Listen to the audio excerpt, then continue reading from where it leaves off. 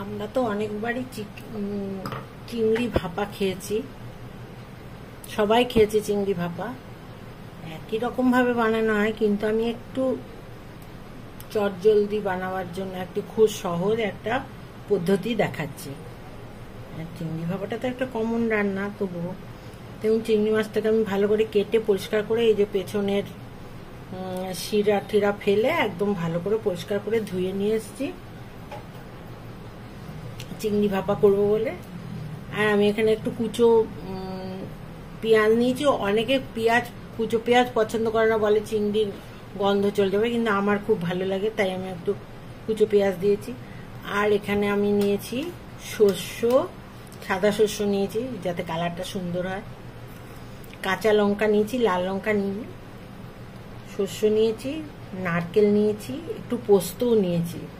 পোস্ত দিলে জল জলে ভাবটা কম হয়, বেশ গাঢ় গাঢ় হয়, তার জন্য আমি পোস্ত, সাদা শস্য, নারকেল আর কাঁচা লঙ্কা নিয়েছি। আর স্বাদের জন্যই সামান্য একটু গুড় দিয়েছি। আমরা এবার এটাকে ভালো করে মেখে নেব। আন্দাজ মতো নুন দিয়ে দিলাম,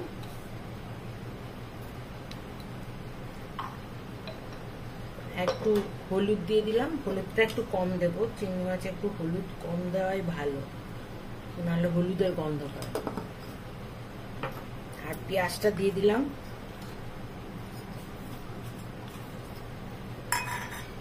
আর কাঁচা তেল দিলাম,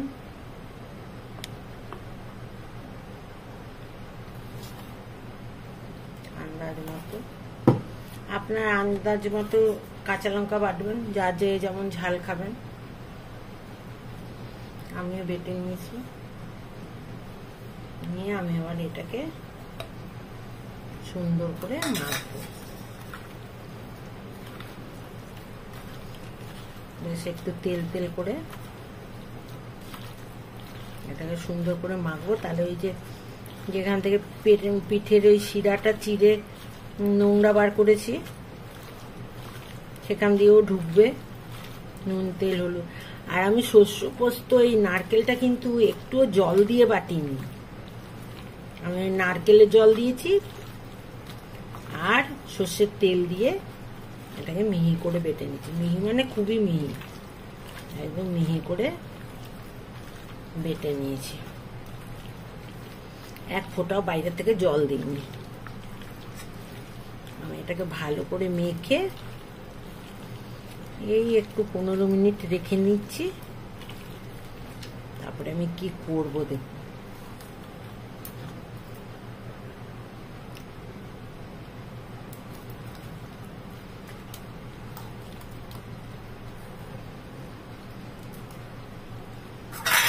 মেখে রেখে দিলাম। 15 মিনিট বাদে আমি কি করছি দেখুন।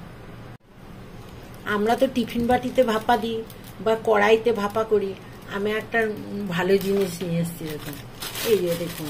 বা আমরা পাতাতে ভাপা করি, এখন পাতা টাতা জোগাড় করাও তো অনেক কষ্ট, কলা পাতা বা কুমড়ো পাতা, এই পাতা, এটা তো সব জায়গায় পাওয়া যায়, কিনতেই পাওয়া যায়। এটাতে খাওয়ার নেয়, খাওয়ার প্যাক করে। দেখুন এই পাতাটা এটা নিয়ে এসেছি, এই প্যাকেটটা। আমি এবার এইগুলোকে এই প্যাকেটের ভেতর ঢুকিয়ে দেবো।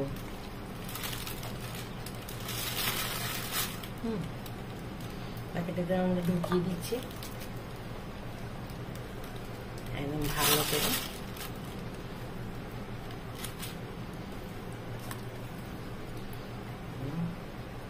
সুন্দর করে ঢুকিয়ে দিচ্ছি। এরকম তো কোনো কিছুর মধ্যে দিয়ে করাই যায়, করিও আমরা, কিন্তু এখন আমার মনে হচ্ছে যেন এইটা বেশি সহজ, এর জন্যই আপনাদেরকে দেখাচ্ছি। নাহলে এই রান্না তো কমন রান্না। এটার ভেতর ঢুকালাম, ঢুকিয়ে আমরা কি করলাম, আর একটু কাঁচা তেল দিয়ে দিলাম।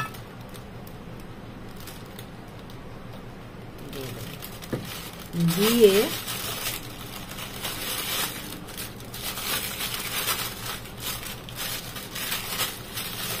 এটাতে তো গরম খাবারও আসে, এটাকে ভালো করে মুখটাকে মুড়ালাম, মুড়িয়ে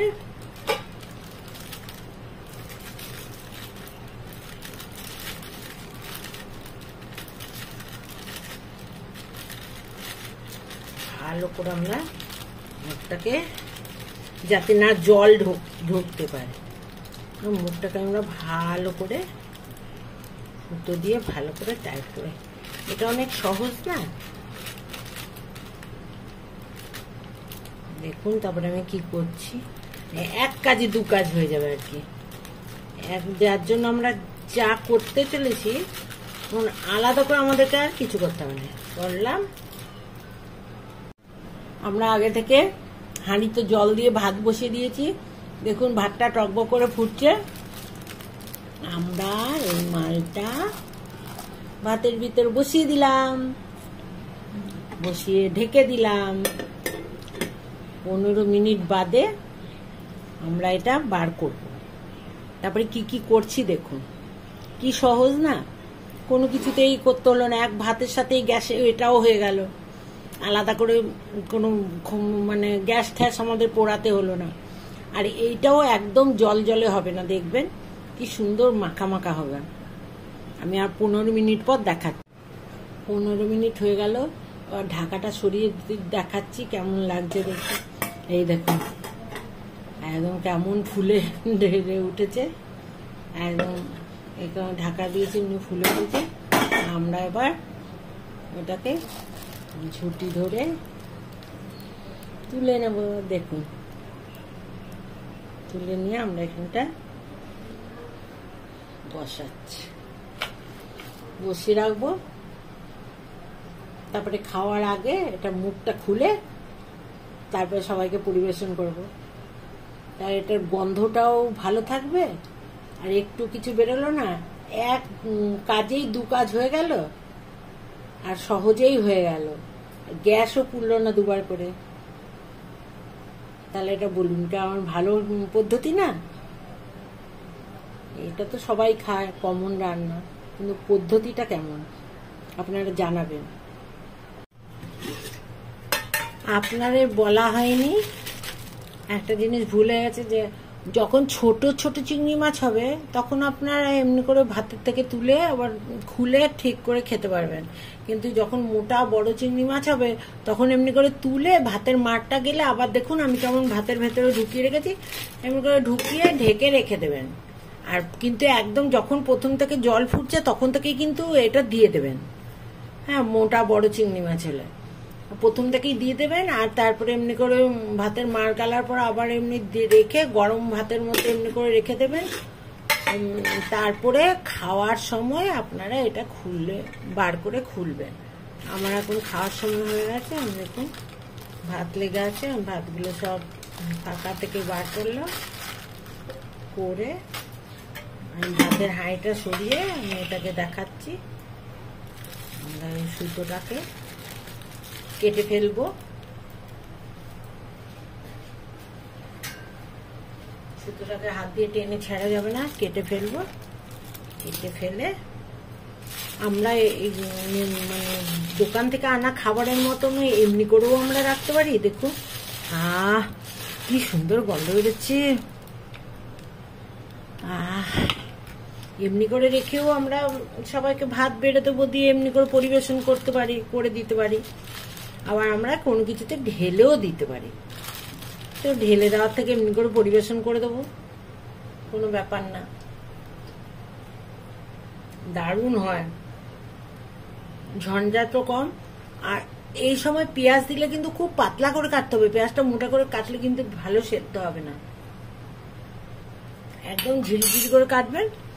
আর এমনি যখন ভাতের জল বসাবেন, জলটা ফুটতে লাগবে, তখন দিয়ে দেবেন। একদম ভাতের মার গালার আগে তুলে নিয়ে ভাতের মার গেলে আবার ঢুকিয়ে রেখে দেবেন। তা খাওয়ার আগে এমনি করে বার করে পরিবেশন করবেন। দেখুন আমি লঙ্কাও দিয়েছি, যার ইচ্ছা হবে সে লঙ্কা খাবে, যার ইচ্ছা হবে না সে খাবে না। দেখুন এটা কেমন পদ্ধতি আমাকে কিন্তু জানাবেন, এই পদ্ধতিটা ভালো কিনা, সহজ কিনা। আমাদের চিংড়ি মাছ ভাপা হয়ে গেল, চিংড়ি মাছ ভাতে বলে এটাকে।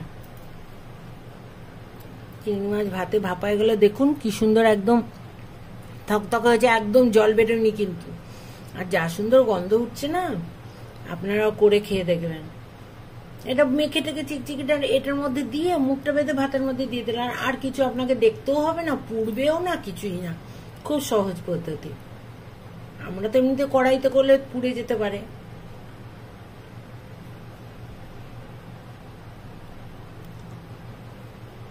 আমার চিংড়ি মাছ ভাতে শেষ হয়ে গেল।